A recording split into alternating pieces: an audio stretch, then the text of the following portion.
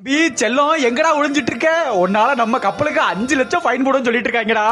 எல்லாரும் சௌக்கியமா? இது போசன் வாழ்க்கையில நாள் 3 கப்பலுக்கு ஆனுவல் சர்வே வந்திருக்காங்க. என்னன்னா கப்பல்ல இருக்கிற ஃபயர் எக்ஸ்டிங்யூசர்ஸ், ஆக்சிஜன் சிலிண்டர்ஸ் இதுக்குள்ள உண்மையிலேயே சரக்கு இருக்கான்னு செக் பண்றதுதான் ஒரே காரணத்துக்காக. இதுவரை என்னன்னே தெரியாத இந்த ஃபயர் எக்ஸ்டிங்யூசர்ஸ் வெறித்தனமா தேடி தேடி சேகரிச்சோம். இல்ல பொதுவா 4 வகையான ஃபயர் எக்ஸ்டிங்யூசர் யூஸ் பண்றாங்க. நெருப்பையும் ஒரே எக்ஸ்டிங்யூசரை பயன்படுத்தி அணைக்க முடியாதுன்ற காரணத்தினால வாட்டர், CO2, ஃபோம் அப்புறம் ட்ரை கெமிக்கல் பவுடர்னு நெருப்புக்கும் ஒன்னு வச்சிருக்காங்க. பாக்குற இதோட பேர் தான் எமர்ஜென்சி எஸ்கேப் பிரீத்திங் டிவைஸ். எமர்ஜென்சில உங்களால மூச்சு விட முடியல என்ற சூழ்நிலையில இதை வச்சு ஒரு 15 நிமிஷம் தாக்கு பிடிச்சி வெளியில எஸ்கேப் ஆகி ஓடிடலாம். வெளியே தேடி அலைஞ்சு திரிஞ்சு கப்பல்ல இருந்த மொத்த ஃபயர் எக்ஸ்டிங்யூசரையும் ஒரே இடத்துல அடிக்கிட்டோம். கொஞ்ச நேரத்திலேயே வந்த சர்வேஸ் எல்லாம் அந்த எக்ஸ்டிங்யூசரோட பார்ட்ஸ் அப்புறம் அதுக்குள்ள இருக்கிற பிரஷர் எல்லாம் ப்ராப்பரா இருக்கான்னு செக் பண்ணிட்டு இருந்தாங்க. செக்கிங் நடந்துட்டு இருக்க மாதிரியே இன்னொரு பக்கம் எங்களுக்கு ஒரு சரியான ஆப் ஒன்னு ரெடி ஆயிட்டு இருந்துச்சு. என்ன கதைனா போன வருஷம் இந்த கப்பல் சர்வே வந்தப்ப மொத்தமா 25 ஃபயர் எக்ஸ்டிங்யூசர் இருந்துச்சாம். ஆனா இப்ப 24 தான் இருக்கான். அந்த பேலன்ஸ் ஒன்னு எங்க அப்படின்னு கேக்குறாங்க. கப்பலை பொறுத்த வரைக்கும் எது காணாம போனாலும் சரி, உடைஞ்சு போனாலும் சரி, அவங்க முதல்ல கூப்பிடுற ஒரே பெயர் போசோன். பாக்குறது கப்பலோட ப்ளூ பிரிண்ட். கப்பல்ல எந்தெந்த பொருள் எங்கெங்கெல்லாம் இருக்குன்னு இதை வச்சு நீங்க தெரிஞ்சுக்கலாம். எமர்ஜென்சி எக்யூப்மெண்ட்ஸ் எல்லாம் காணாம போச்சுன்னா கப்பல்ல இருக்கிறவங்க தான் ஃபைன் கட்டணும்னு சொன்ன காரணத்தினால